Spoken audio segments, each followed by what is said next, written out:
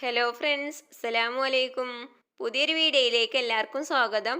ഇന്ന് ഞാൻ വന്നിട്ടുള്ളത് എളുപ്പത്തിൽ ഉണ്ടാക്കിയെടുക്കാൻ പറ്റുന്ന നല്ല ടേസ്റ്റി ആയിട്ടുള്ള പുഡിങ്ങിൻ്റെ റെസിപ്പിയുമായിട്ടാണ്. അപ്പം നമുക്കിത് ഉണ്ടാക്കുന്നത് എങ്ങനെയെന്ന് നോക്കാം.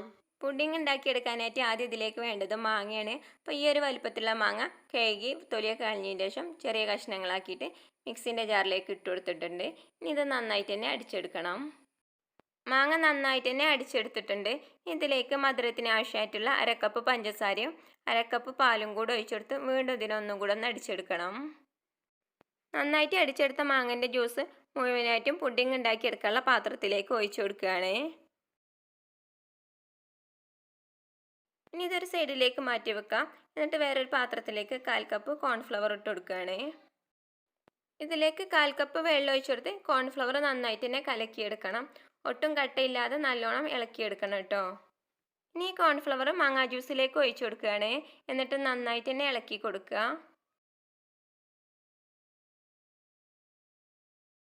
നന്നായിട്ട് ഇളക്കി കൊടുത്തതിന് ശേഷം 1/4 കപ്പ് വെള്ളം കൂടെ ഒഴിച്ചെടുത്ത് വീണ്ടും ഇതിനെ ഒന്നും കൂടെ ഒന്ന് ഇളക്കിയെടുക്കണം.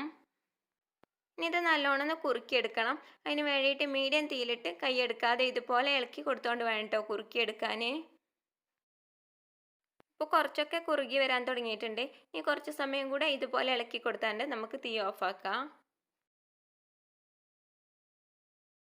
ഈ ഒരു കട്ടിയിലാകുമ്പോൾ നമുക്ക് തീ ഓഫാക്കാം. എന്നിട്ട് പുഡിങ് സെറ്റ് ചെയ്യാനുള്ള പാത്രത്തിലേക്ക് ഒഴിച്ചു കൊടുക്കുകയാണ്. ഞാനിവിടെ പുഡിങ് സെറ്റ് ചെയ്യുന്നത് കേക്ക് ടിന്നിലാണ്. നിങ്ങളുടെ അടുത്തുള്ള ഏത് പാത്രത്തിലും പുഡിങ് സെറ്റ് ചെയ്തെടുക്കുക. ഈ കേക്ക് ടിന്നിൽ കുറച്ച് എണ്ണ തേച്ച് കൊടുത്തിട്ടുണ്ട് കേട്ടോ.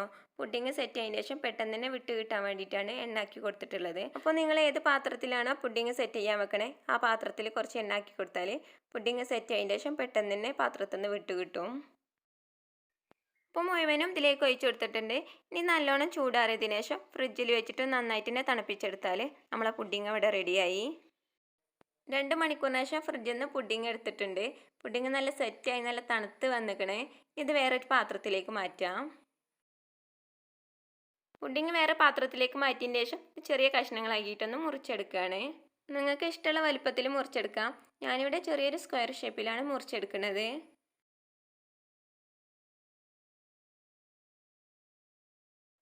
ഞാൻ ഇതുപോലെ ഇട്ടോ മുറിച്ചെടുത്തിട്ടുള്ളത്. ഇനി ഇത് കാണാനൊരു ഭംഗിക്ക് വേണ്ടിയിട്ട് ഡെസിക്കേറ്റ് കോക്കനട്ടിലൊന്ന് കോട്ട് ചെയ്തെടുക്കുകയാണ്.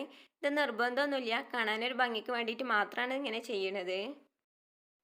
അപ്പോൾ ഇത്രയേ ഉള്ളൂ, എളുപ്പത്തിൽ ഉണ്ടാക്കിയെടുക്കാൻ പറ്റുന്ന നല്ല ടേസ്റ്റി ആയിട്ടുള്ള മാംഗോ പുഡിങ് ഇവിടെ റെഡി ആയിട്ടുണ്ട്. നിങ്ങളെല്ലാവരും ഇതുപോലെ ഒന്ന് ഉണ്ടാക്കി നോക്കിയിട്ട് അഭിപ്രായങ്ങൾ കമൻറ്റ് ബോക്സിലൂടെ അറിയിക്കുക. നിങ്ങൾക്ക് എൻ്റെ റെസിപ്പി ഇഷ്ടപ്പെട്ടാൽ സബ്സ്ക്രൈബ് ചെയ്യുക, ലൈക്ക് ചെയ്യുക, നിങ്ങളെ ഫ്രണ്ട്സിനും ഫാമിലിക്കും കൂടി ഷെയർ ചെയ്ത് കൊടുത്ത് സപ്പോർട്ട് ചെയ്യുക.